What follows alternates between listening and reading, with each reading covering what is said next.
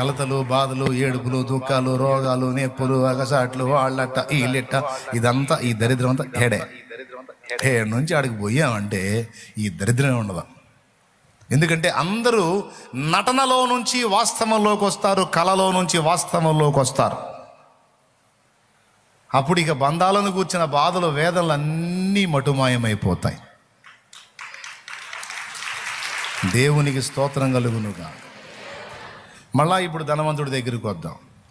వీడి దరిద్ర బుద్ధి చూడండి, ఎంత స్వార్థపరుడు. నా వాళ్ళు నా వాళ్ళు నా వాళ్ళు నా వాళ్ళు. ఇక భూమి మీద సమాజం లేదా? వాళ్ళ సంగతి ఏంది? ఇట్లాంటి నా అనే స్వార్థపరులు తమ కోసమే తమ బ్రతికే వాళ్ళందరూ దేవుని కోపానికి గురయ్యే ఛాన్స్ ఉంది. అందుకే అందరికీ చెప్తున్నా, నా అని నా కోసం, మన అని మనకు చెందిన వాళ్ళ కోసం కాదు, సమాజం కోసం కూడా బ్రతికిందే బ్రతుకు. సమాజంలో కొందరికైనా సేవ చేసిందే జీవితం. అర్థమైందా? వాడు చచ్చి పాతాళంలో పోయి కూడా, అయ్యా 10 మందికి చెప్పేటట్టు చూడయ్యా, 10 మందిని ఎడకి రాకుండా చూడే అన్నాడేమో చూడు. మా బెదర్స్ సరే, మిగిలిన వాళ్ళ సంగతి ఏందిరా? వాళ్ళ సంగతి ఏమో నాకు తెలియదు.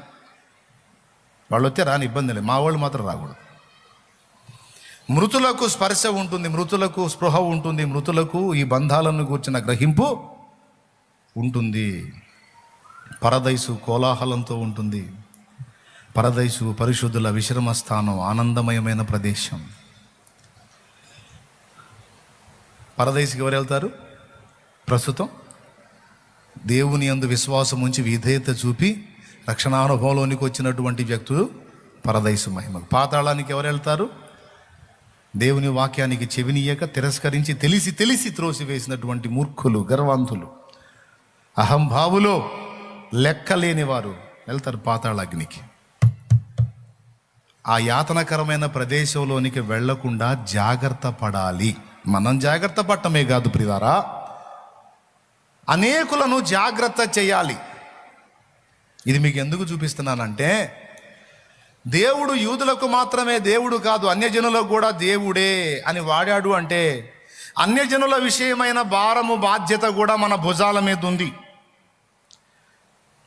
మనం ఎట్లనన్నా కష్టపడి దేవుని ప్రేమ సువార్తను వాళ్లకు ప్రచురపరిచి దైవిక ప్రేమను చూపి ఏ విధము చేతనైనా అగ్నిలో నుండి లాగినట్టు కొందరినైనా రక్షింప బద్ధులమై ఉన్నాము, బాధ్యులమై ఉన్నాము. ఎందుకంటే దేవుడు ఆయన సిలువ ఓన్లీ యూదులకో లేకపోతే కొంతమందికో కాదు, ఎల్ల జనులకు సిలువ. ఎంతమంది రక్షింపబడితే అంతమంది విషయంలో సిలువ సార్థకమైనట్టే. స్తోత్రం. మనం ఎంతమంది ఆత్మలను రక్షిస్తామో అంతమంది విషయంలో సిలువ సార్థకమైనట్టే. ఎంతమంది రక్షణ పొందకుండా పోతారో వాళ్ళ విషయంలో సిలువ వ్యర్థమైనట్టే, ప్రభు ప్రయాస వ్యర్థమైనట్టు.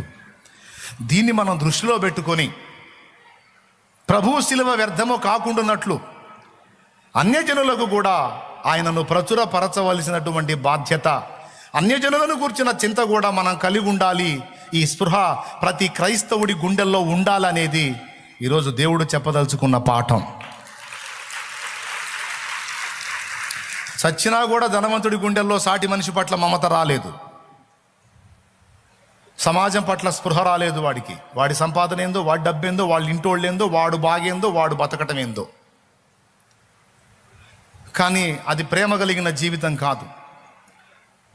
వాడి ఇంటి వాకిటకి, ధనవంతుడు వాకిటికి లాజరును పంపించాడు చూడు దేవుడే.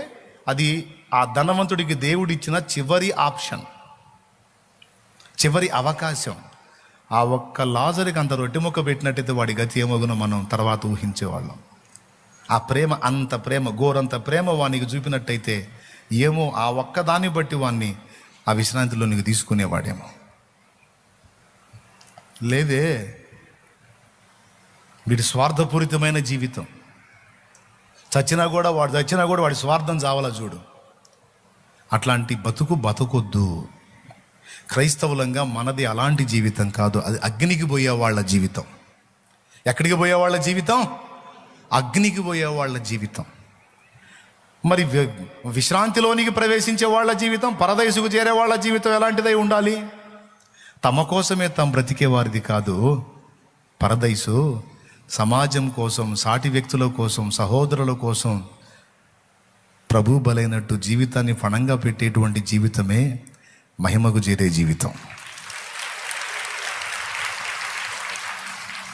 నీ మేలు నువ్వు కోరుకో, తప్పు కాదు.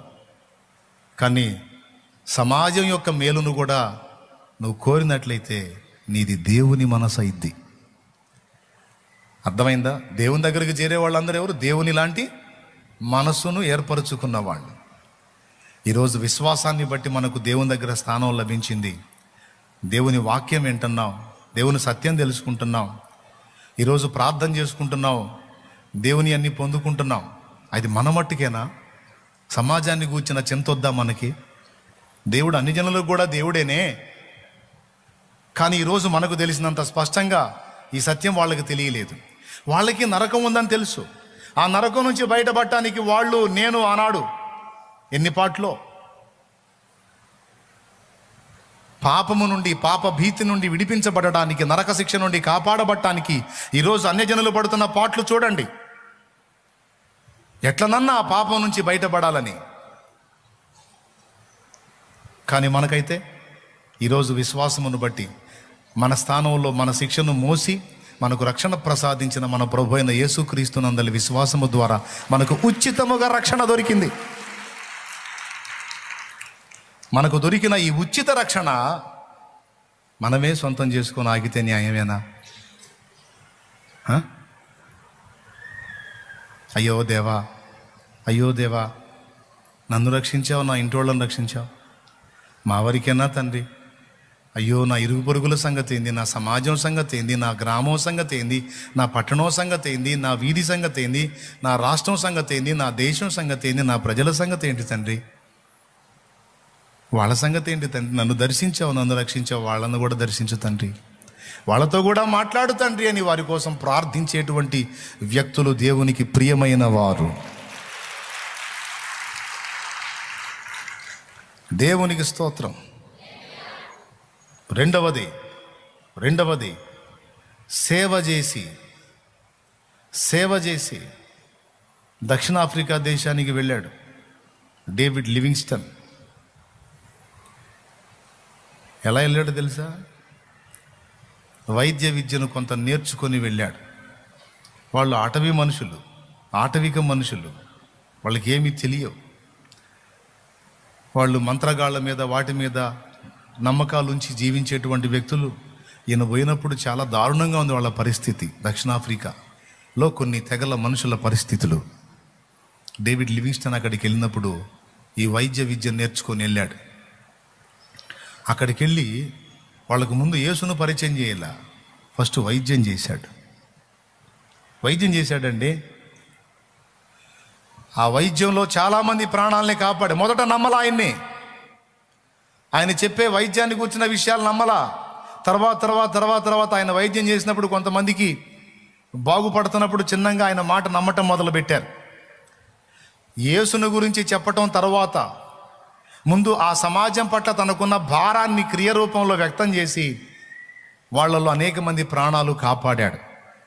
ఓ సందర్భంలో వాళ్ళున్న అటవీ ప్రాంతం, ఒక సింహం మనుషుల్ని చంపుతుంటుంది. ఈయనకి గన్ను కాల్చడం తెలుసు.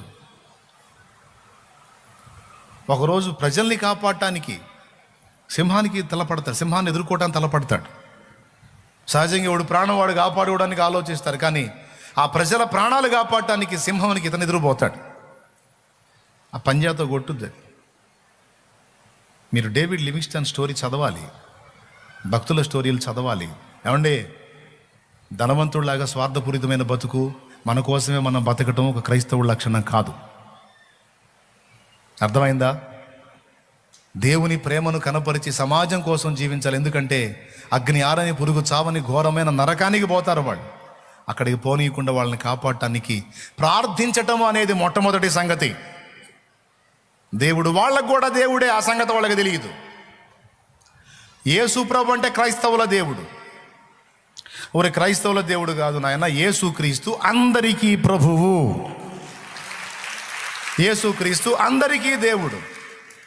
ఇప్పుడు ఈ మాట ఎందుకు చెప్పాల్సి వచ్చిందంటే, ఈ మధ్యకాలంలో మీలో ఆత్మల భారం చల్లారిపోయింది. మీలో చాలామంది ఒకప్పుడు ఆత్మల కొరకు మంచి ఆరాటాన్ని వ్యక్తపరిచిన మీరు చాలామంది చల్లారిపోయారు ఈరోజు. అందుకని మరొక్కసారి మిమ్మల్ని రేపుట యుక్తమని ఈ విషయాలు మీతో మాట్లాడుతున్నాను. మనం ఉన్నంత వరకు ఆత్మల రక్షణ కార్యం ఆగకూడదు, చల్లారకూడదు, చప్పబడకూడదు. సంవత్సరం గడిచే కొద్దీ నశించిపోతున్న ఆత్మల రక్షణ కార్యం ఇంకా ఎక్కువ జరగాలి. ఎప్పుడు జరిగిద్ది? నేను ఒక్కడిని పరిగెత్తితే జరిగిద్దా? ఎవరిని ఎంతమందికి వినపడుతుంది ఈ మాట? నేను ఒక్కడిని ప్రయాసపడితే జరగదు, నేను ఒక్కడిని కష్టపడితే జరగదు. మనందరం కలిసి ఆత్మల కొరకు ప్రార్థించడమే కాదు, పరిచర్య కూడా చేయాలి, బాధ్యత తీసుకోవాలి. ఏ ఒక్క అవకాశం వచ్చిన అవకాశాన్ని అందిపుచ్చుకొని ఆత్మలకు సువార్తను అందించి దేవుని ప్రేమను చూపి 4 ఆత్మల్ని రక్షించాలన్న ఆలోచన మనలో, మన సంఘములో, మన తండ్రి సన్నిధి కుటుంబంలో ప్రతి ఒక్క బిడ్డకి ఉండాలి. ప్రతి ఒక్క బిడ్డకి ఉండాలి. సింహం కొడితే ఆంతని గోడ జారిపోయింది. ఈ గోడ పాపం ఇంతే. ఆయన ఎట్లనో దాన్ని గాలుస్తాడు, అది వచ్చి ప్రజలు బ్రతికిపోతారు. వాళ్ళకి మందులు ఇవ్వటానికి ఎన్ని కష్టాలు పడ్డాడో వాళ్ళు చూశారు. వాళ్ళ ప్రాణాన్ని కాపాడటానికి చెయ్యి పోగొట్టుకున్నాడు, చూశారు. ఒక అడవిలో ప్రయాణం చేస్తా, వాక్యం చెప్పడానికి, సువార్త చెప్పడానికి అడవిలో ప్రయాణం చేస్తున్నప్పుడు కంటికి ఒక పుల్ల తగిలి గుడ్డు కారిపోద్ది, కన్ను పోద్ది.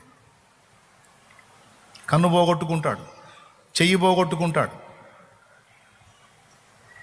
ఒక రకంగా చెప్పాలంటే తన సొంత వారే ఆయన తిరిగి స్వప్రదేశానికి వచ్చినప్పుడు గుర్తుపట్టరు, అంత దారుణంగా అయిపోతాడు. మీకు తెలుసా, ఆ ప్రాంత ప్రజల రక్షణ కోసం అల్లాడిపోయాడు. చాలామంది ఆయన చెప్పిన మాటను గాక ఆయనలో చూసిన యేసుని చూసి విశ్వాసం ఉంచారు. ఆయనలో ఉన్న దేవుని ప్రేమ, ఆ ప్రభువుని చూశారు క్రియలో, ఆ మంచితనంలో, ఆ త్యాగంలో. వాళ్ళని ప్రేమించి కన్నబిడ్డలాగా వాళ్ళని ఆదరించే ఆదరణలో వాళ్ళొక తండ్రిని, అన్నని, తల్లిని, ఒక నాయకుణ్ణి అన్నీ చూశారు. ఇవన్నీ ప్రభువులో ఉన్నాయి, డేవిడ్ లివింగ్స్టన్లో ఉన్నాయి. మీకు తెలుసా, చివరికి చనిపోతాడు ఆయన. అక్కడ చనిపోతాడు. చనిపోయినప్పుడు తన వాళ్ళు వచ్చి తన బాడీని తీసుకొని వెళ్ళడానికి సిద్ధపడినప్పుడు వాళ్ళు అడుగుతారు, ఈ బాడీని ఇక్కడే ఉంచండి, మేము ఇక్కడే ఆయన్ని సమాధి చేసుకొని మా మధ్యనే ఉంచుకుంటామని అంటారు. లేదు లేదు, ఈయనను మేము తీసుకెళ్ళాలని వాళ్ళు కోరుకున్నప్పుడు, అట్లయితే ఒక్క పని చేయండి అని వాళ్ళు అడుగుతారు. ఏంటో తెలుసా, ఆయన శరీరములో గుండె భాగం మాత్రం మాకు ఇవ్వండి, ఎందుకంటే ఆ గుండె మా కోసం చాలా విలపించింది, ఆ గుండె మా కోసం కొట్టుకుంది, ఆ గుండె మా క్షేమాన్ని కోరుకుంది, ఆ గుండె మా రక్షణను కోరుకుంది, ఆ గుండె మా జీవితాల్లో వెలుగు కోరుకుంది. ఆ గుండెనివ్వండి మాకు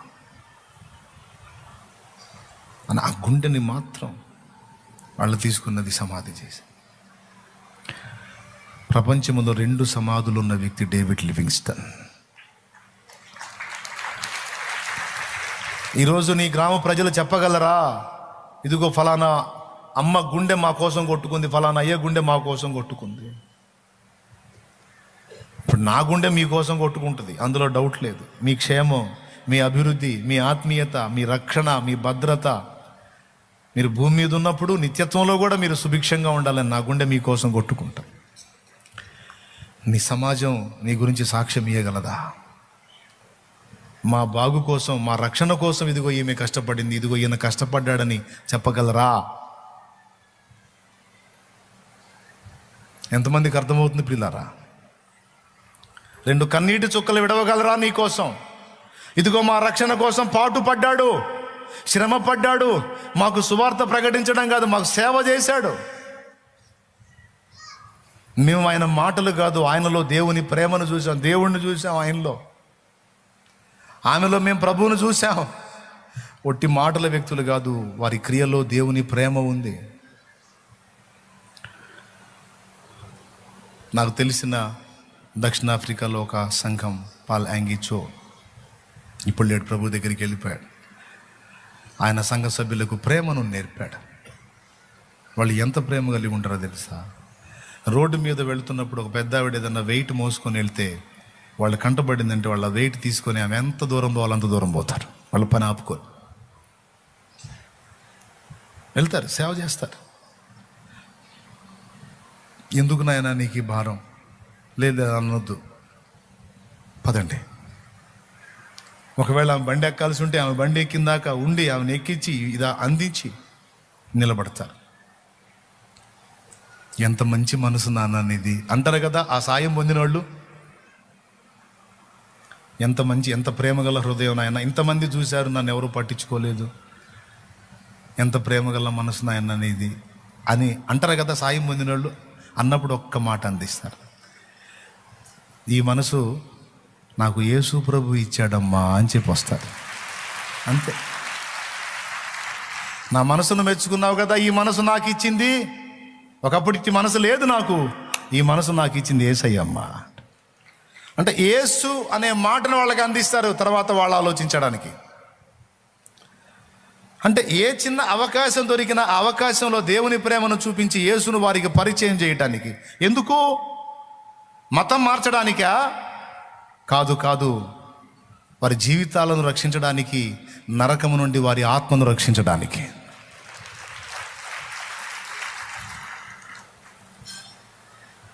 ఏ చిన్న అవకాశం సాయం చేసే అవకాశం వచ్చిందనుకో, అన్యులైనా సరే నువ్వు చెయ్యి, అన్యులైనా సరే చెయ్యి. నువ్వు ప్రేమను చూపించు, దేవుని ప్రేమను చూపించు. నీకున్న పరిధిలో సమస్తం కోల్పోమంటలా, నీ శక్తి కొలది నీకున్న పరిధిలో అన్యులకు అంత సాయం చేయి. మొన్న విజయవాడలో వరద వచ్చింది, పోయాం. విజయవాడ ఎంట్రన్స్ చూస్తే సూపర్ ఉంది, కానీ ఆ ప్రదేశంలోనికి వెళ్ళినప్పుడు ఆ బాంబే కాలనీ, సింగ్ నగర్, ఆ రాజరాజేశ్వరి పురం, ఇంకా కొన్ని ప్రాంతాలు ఉన్నాయి. ఆ ప్రదేశాలకు వెళ్ళినప్పుడు నీళ్ళు అసలు భయంకరంగా ఉన్నాయి. స్టార్టింగ్ ఎంట్రన్స్లో అయితే భయంకరమైన దుర్గంధం. మీకు తెలుసా, వాళ్ళు ఇల్లు చూడండి, అసలు ఈ కోట్ల ఖరీదు చేసే ఇల్లు.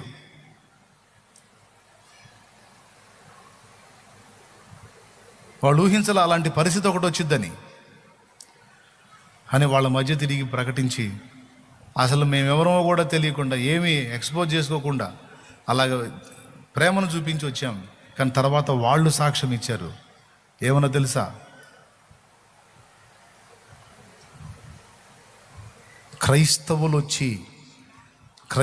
అనేకులు వచ్చి వరద ఆరంభం నుంచి వరద అయిపోయి నీళ్లు మొత్తం తీసిన తర్వాత కూడా మాకు వండి పెట్టి వెళ్ళారు క్రైస్తవులు.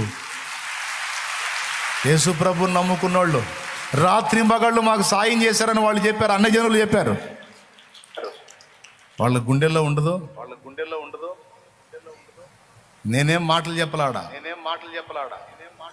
ఒకళ్ళు కూడా ప్యాకెట్ ఇచ్చేసి ప్రభు నమ్ముకోండి అని చెప్పలా. తీసుకోండి, బాధలో ఉన్నారు, తీసుకోండి అని అందించి వచ్చాను. తిరిగి నడుము లోతు నీళ్లు, మోకాళ్ళ లోతు నీళ్లు. ఒక చోట అయితే ట్రాన్స్ఫార్మ్ కింద ఉంది, దానికి నీళ్ళకి జస్ట్ ఒక జాన ఎత్తు కరెంట్ ఇచ్చారు. ఆ నీళ్ళు ఇంకొంచెం లేచినాయి, టచ్ అయినాయి అంటే మొత్తం కరెంటు పాస్ అయింది, సత్తం. అయినా సరే పోయాం, దేవునికే స్తోత్రం. వాళ్ళ పరిస్థితి చాలా దుఃఖకరంగా ఉంది. కొంతమంది చనిపోయారు. ఆ ఎంట్రన్స్లోకి వెళితే మృత కళేబారాల వాసన, దుర్గంధం. స్టార్టింగ్లో మీరు చూసారో లేదో మరి. మనం చేసినటువంటి త్యాగం, చూపిన ప్రేమ దేవుడు వాళ్ళ హృదయాల్లో చేసే పని చేస్తాడు.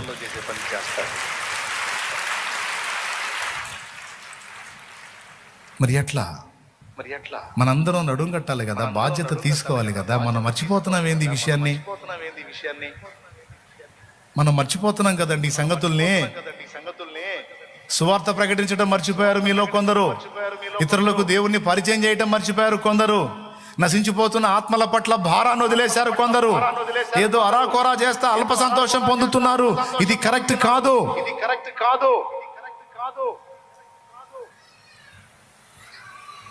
మనం బాధ్యత విస్మరించకూడదు. దేవుని సంబంధైన వాడు బాధ్యత విస్మరిస్తే సైతానుగాడు ఆటలాడతాడు, పగలబడి నవ్వుతాడు, వాడు గెలుస్తాడు. మనం నిర్లక్ష్యం చేస్తే వాడు ఆత్మలను గాలానికి గుచ్చి లాక్కెళ్తాడు పాతాళానికి, మనం నిర్లక్ష్యం చేస్తే. దయచేసి మీలో చల్లారిపోయినటువంటి ఆత్మీయతను తిరిగి బ్రతకనివ్వండి, తిరిగి మండనివ్వండి. ఒకప్పుడు మీలో ఆత్మల భారం చాలా ఉండేది. ఎవరు వచ్చినా వాళ్ళకి ఏదో ఒక విధంగా యేసయ్యను పరిచయం చేయాలనే తపన ఉండేది మీలో. కానీ వాటిని అలాంటి తపనని చల్లార్చాడు ఈరోజు సైతాను. నువ్వు పాస్టర్ అమ్మవో పాస్టర్ అయ్యవో అయ్యి నువ్వేదో ఇది చేయాల్సిన అవసరం లేదు. ప్రారంభం నుంచి నీకు ఎలాంటి మంట ఉందో యేసు ప్రభువుని తెలుసుకున్నప్పుడు ఇతరులకు యేసును పరిచయం చేయాలని ఆ తపన నీలో ఎలా ఉండిందో దాన్ని ఒక్కసారి గుర్తు చేసుకో. యేసు వారి కోసం కూడా ప్రాణం పెట్టాడని మర్చిపోవద్దు. నీ నుండి వాళ్ళకి అందాల్సిన దేవుని వాక్ అందకపోతే వాళ్ళ విషయమైన సిలువ వ్యర్థమైద్దని గుర్తుపెట్టుకో. ఎంతమందికి అర్థమవుతుంది? దేవునికి స్తోత్రం కలుగును గాక. ప్రకటించటం మానొద్దు. క్రమక్రమంగా ఆత్మల రక్షణ కార్యం ఇంకా విస్తరించాలి, వెనకబడకూడదు. ఇప్పటికైతే స్తబ్దంగా మీడియంగా నడుస్తుంది, కానీ కాదు, ఇంకా జరగాలి. ప్రతివారు తమ స్వార్థముతో సొంత కార్యములను చూతురు కానీ యేసుక్రీస్తు కార్యమును చూడరు అన్నాడు. ఎందుకండి సిలువెక్కాడు? ఎందుకంటే అంత త్యాగం చేశాడు? కేవలం మన కోసమేనా? మన కోసం మాత్రమేనా?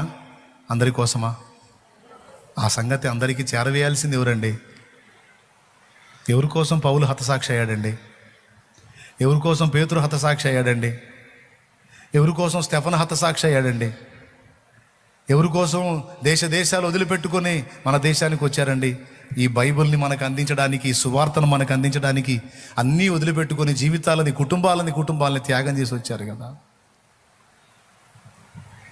ఇంతమంది త్యాగాలతో ఇన్ని పొందుకున్న మన త్యాగం ఏది నీ త్యాగం అని అడిగితే దేవుని ముందు మన సాక్ష్యం ఏంటి?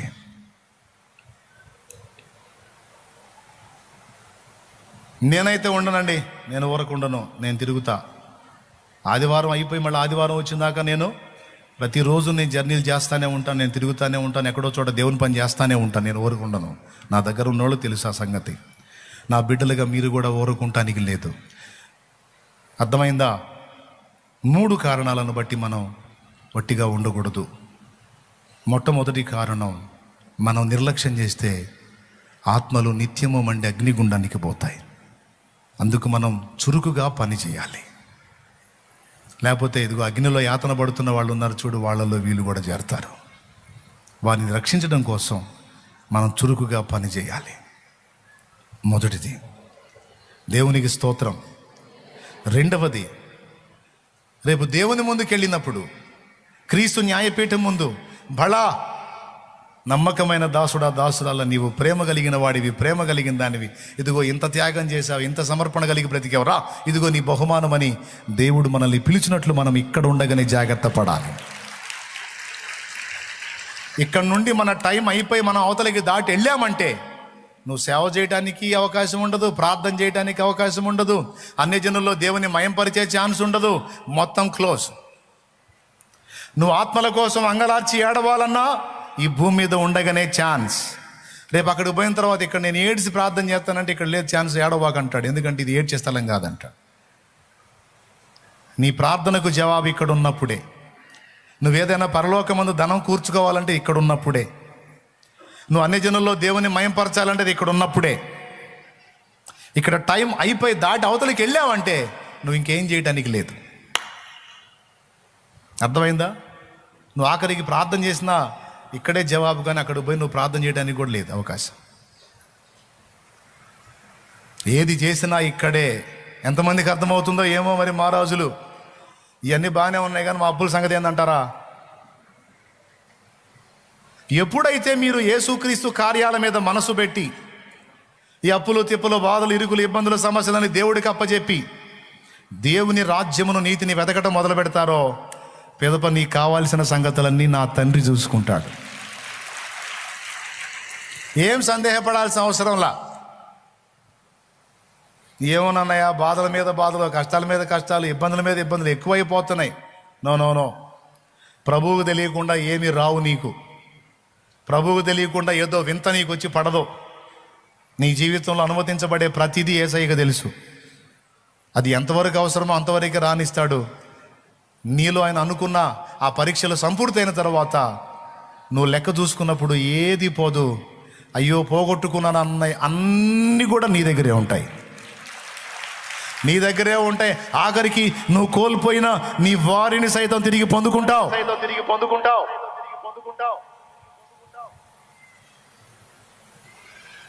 నా తండ్రి నీకేది తక్కువ చేయడు. నువ్వు ఎప్పుడైతే ఆయన కార్యాల మీద మనసు పెట్టి నీ కోసం నీ స్వార్థంగా ధనవంతులాగా ఆలోచించకుండా నువ్వు నేనేమైపోయినా పర్వాలా 10 మంది బాగని సమాజ శ్రేయస్సు కొరకు దేవుని మనసు కలిగి ఆరాట పడతావో అది నా దేవుడు చూస్తాడు. నీకు చేయాల్సిన న్యాయం నీకు చేస్తాడు. ఈ పిచ్చోడికి ఎప్పుడు నా పిచ్చే, ఆత్మల రక్షణ వాళ్ళకి చెప్పాలా, వీళ్ళకి చెప్పాలా, వాళ్ళకి అందించాలా, వీళ్ళకి అందించాలా, సువార్త చెప్పించాలా, అది చేయాలా, ఇది చేయాలా, ఎప్పుడు నా ధ్యాసే. వీడికి అప్పులు ఉన్నాయి, సమస్యలు ఉన్నాయి, అవి ఏం ఆలోచించడు, ఇబ్బందులు ఉన్నాయి, ఏం ఆలోచించడు, ఎట్లా వీని గతి ఏమిటి అని నువ్వెప్పుడైతే దేవుని కార్యాల గురించి ఆలోచిస్తావో నీ గురించి దేవుడు ఆలోచించడం మొదలు పెడతాడు. అసలు నువ్వు ఆయన ఎరక్కముందే నీ గురించి ఆలోచించినోడు నువ్వు ఆయన ఎరిగి ఆయన చిత్తం నెరవేర్చుచున్నప్పుడు మరి నిశ్చయముగా నీ గురించి ఆలోచించును కదా, సందేహం ఎందుకు? కానీ నేటి సంఘం, సార్వత్రిక సంఘం నిర్లక్ష్యం చేస్తున్నది సువార్త. సార్వత్రిక సంఘం నిర్లక్ష్యం చేస్తుంది ఆత్మల రక్షణ కార్యం. చాలా మీటింగ్లు అవుతున్నాయి, చాలా కూటాలు అవుతున్నాయి, హడావుళ్ళు భారీగా జరుగుతున్నాయి, కానీ ఆత్మల రక్షణ కార్యం ఏది? ఇంతమంది జీవితాలు రక్షించబడ్డాయి అన్న సాక్ష్యం ఏది?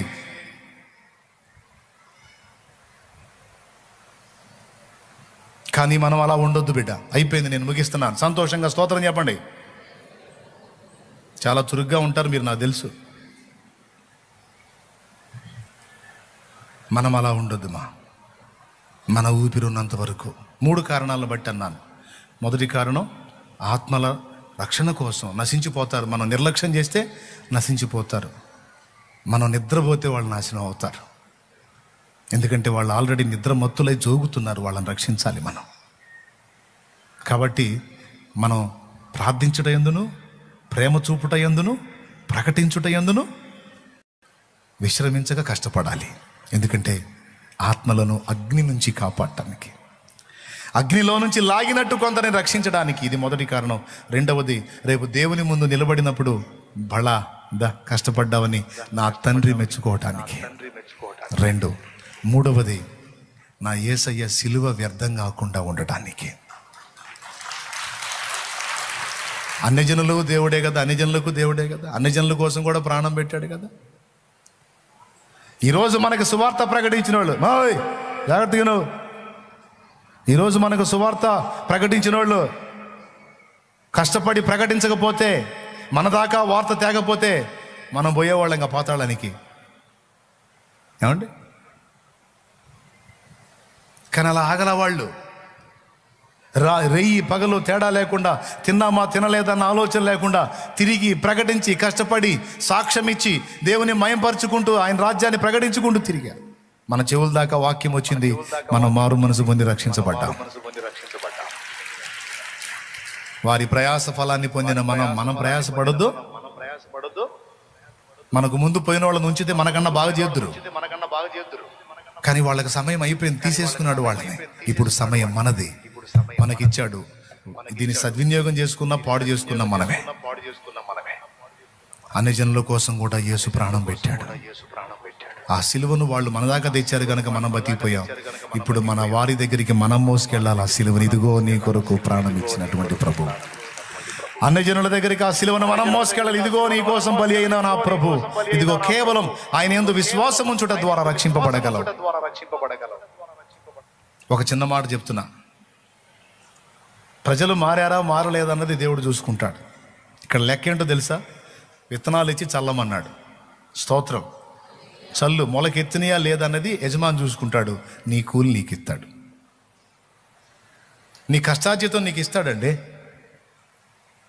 ప్రభు చెప్పింది చెయ్యి. ఎంతమందికి అర్థమైంది?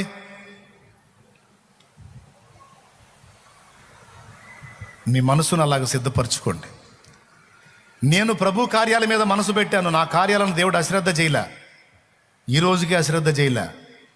నెల రోజుల తర్వాత నాకేం అవసరమైద్దో నెల రోజులకు ముందే నాకు అందుబాటులో తెచ్చి పెడతాడు మహారాజు. నీ పని అట్టుందయ్యా, మరి మాకేందో, మరి మాకు నెల రోజులుగా సంవత్సరాలు కూడా ఇట్లా అనవాకండి. నేను పెట్టినట్టు మైండ్ పెట్టి నువ్వు కూడా నేను ఆలోచించుకో, నాకేముంది, ఏం తిన్నాను, ఏం ధరించాను, ఏం కట్టుకున్నాను, ఎలాగిదే అని నాకు ఆలోచన లేదు. నెల రోజుల తర్వాత ఏం అవసరమైద్దో మొత్తం సమకూర్చి పెడతాడు. కరోనా టైంలో సంఘం బ్రేక్ అయిపోయి విశ్వాసులు మందిరానికి వచ్చే పరిస్థితి ఉండని రోజులు రాబోతున్నాయని నాకు తెలియదు. మరి సంఘం అంతా ఇళ్ల దగ్గర ఆగిపోతారు, రోడ్ల మీద తిరగాతి కాదు, మనుషుల దగ్గరికి వెళ్ళాతి కాదు, ఎవడికాడు మాస్కులు వేసుకొని తిరగాలి. ఇలాంటి రోజులు వస్తున్నాయని తెలియదు నాకు. మరి ఇలాంటి రోజులు వచ్చినప్పుడు సంఘానికి సువార్త ఎట్లా, సంఘానికి వాక్యం ఎట్లా? కరెక్ట్గా ఇది బ్రేక్ అయ్యే నెల రోజులకు ముందు పిల్లలు ఎందుకు ప్రేరేపించబడ్డారు, లైవ్ ఇచ్చే సామాగ్రి కొందామా మనం అనుకుంటూ వచ్చారు. మనకెందుకురా, మనం రహస్యంగా చేద్దాం అనుకుంటే రోడ్డు ఎక్కడం ఎందుకురా, మనకి వద్దులే అన్న. మన తెలివి చూడు, నా తెలివి. దేవుడే వాళ్ళని ప్రేరేపించి తెచ్చాడు. ఎట్లన్నా మనం కొన్ని సామాన్లు తీసుకుందాం అని అడిగారు. వాళ్ళు ఇంతగా అడుగుతున్నారు, సరే తెచ్చుకోకుండా అన్న. తెచ్చాట పెట్టారు. కరెక్ట్గా 4 వారాలు గడిచింది. 2020 మార్చి 22 ఆదివారం అన్ని క్లోజ్, చర్చిలు బ్రేక్ చేయండి అన్నారు. ఎవరు చర్చిలకు లేదు, మసీదులు లేదు, గుళ్ళకు లేదు, ఎక్కడెక్కడ బ్రేక్ అన్నారు.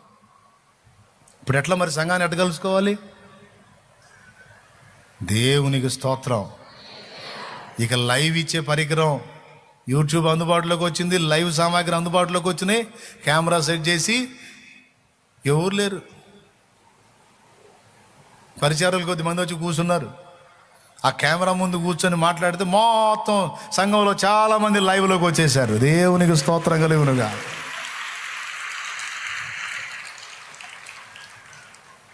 చూడు, దేవుడు ఒక నెల రోజుల తర్వాత ఏం జరగబోతుందో ఆ కార్యాన్ని ముందే గుర్తించి తన పరిచర్య విషయమై ముందుగానే ఎలా రెడీ చేసి పెట్టాడో చూడు. ఆ సామాగ్రి ఇప్పించి కూర్చున్నాడు ఆయన. అరే, నెల రోజుల తర్వాత ఇది నీకు అవసరమైద్ది, సంఘ బాధ్యత నీవు నెరవేర్చడానికి ఇదిగో లైవ్ ద్వారా నీవు వాళ్ళకి అందుబాటులోకి వెళ్ళొచ్చు అని అప్పుడు స్టార్ట్ అయింది. మన లైవ్ ఎప్పుడు తెలుసా? 2020 మార్చి 22 ఆదివారం రోజున మొదటి లైవ్ స్టార్ట్ అయింది. దేవునికి స్తోత్రం కలుగును గాక. ఇక కరోనా పోయింది, ఇంకా లైవ్ ఎందుకులే అనుకుంటే అనేక మంది కనెక్ట్ అయిపోయారు, లక్షలాది మంది కనెక్ట్ అయ్యారు ఈ లైవ్ల ద్వారా, వీడియోల ద్వారా. ఇక ఆపాతి కాల, ఇక అది కంటిన్యూ చేయాల్సి వచ్చింది. ఇప్పుడు కూడా లైవ్లో కొంతమంది ఉన్నారు. దేవునికి స్తోత్రం. అట్లా మనకి ఏది కావాలో ముందే సిద్ధపరిచి పెడతాడు ఆయన. దేవుడు మొత్తుకుంటున్నాడు, ఒరే బాబా, నేను యూదులకే, క్రైస్తవులే కాదు, అన్ని జనులకు నువ్వు దేవుడనే, మీరు నన్ను వారి యొద్దకు పరిచయం చేయాలి, మీరే తీసుకెళ్ళాలి. నేనే మీ దేవుడను, మీరే నా సాక్షులు అని యెషయా గ్రంథంలో రాయబడి ఉంది. కుటుంబం కూడా పెట్టుకోలేదండి యేసన్న గారు. భార్య పిల్లలు అనే ఈ జంజాటం తగిలించుకుంటే ఫ్రీగా సేవ చేయలేననుకున్నాడో ఏం సంగతో, అది కూడా పెట్టుకోలే. ఆ కుటుంబ ఆనందాలు కూడా వదిలేసుకొని నా బ్రతుకు నీకు అంకితం ప్రభు అన్నట్టుగా తన జీవితం అంతా యేసు ప్రభు సేవకు అంకితం చేసి అనేక ప్రాంతాలు తిరిగి ప్రకటించి ఎన్నో ఆత్మల రక్షణలోకి నడిపించాడు. దేవదాసయ్య గారు అంతే. అనేక మంది మనకు ముందు తరములో ఉండినటువంటి భక్తి పరులు ఎందరో తమ జీవితాలను అలాగా బలిపీఠం మీద కరిగించుకున్నారు, కాల్చి వేసుకున్నారు. Praise the lord. దేవుడు వారిని వాడుకున్నాడు, వారికి ఏది తక్కువ చేయలేదు. ఈరోజు దేవుడు నీతో నాతో మాట్లాడుతున్న మాట, అమ్మా బోవా, బోవో బోవా, అమ్మా బోవా, అమ్మా నేను చెప్పేది మీ బోకో దండం. యాడికి పోదమ్మా బోవా. అందరు కొండారు.